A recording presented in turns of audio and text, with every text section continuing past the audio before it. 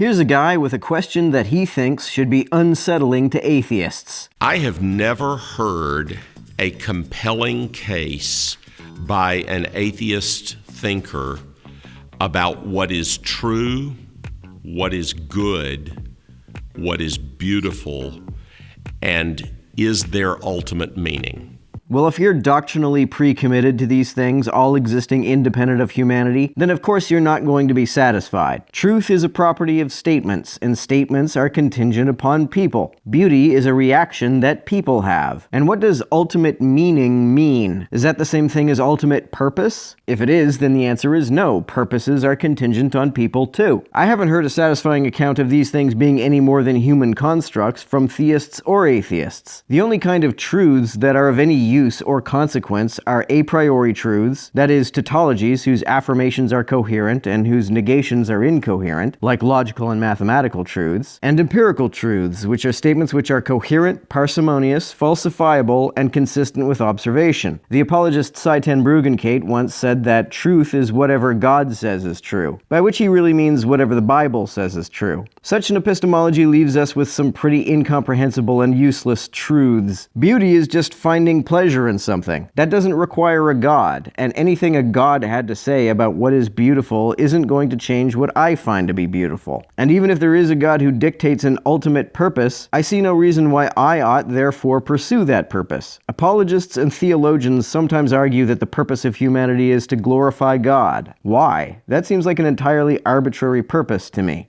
I've seen pagans appeal to other kinds of theism to give answer to those things.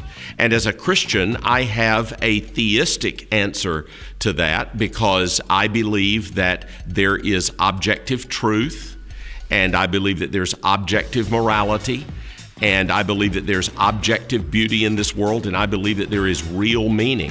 If all those things are objective, what's left to be subjective? Is there no room for legitimate differences in personal taste at all? Or would you go so far as to insist that roses are prettier than tulips, or vice versa, and anyone who disagrees is objectively wrong?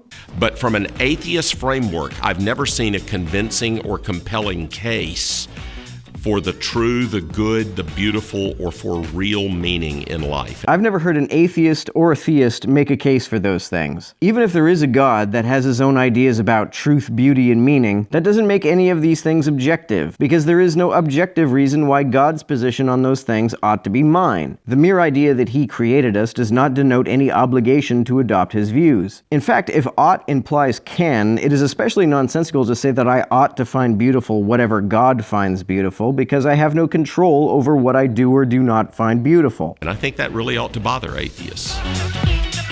I can kind of get why people are bothered by the idea that there is no objective morality, because if there's no common moral playbook, we get a lot of behavior we really don't like. But why should it bother me if there's no objective standard of beauty? Must we really find all the same stuff to be beautiful?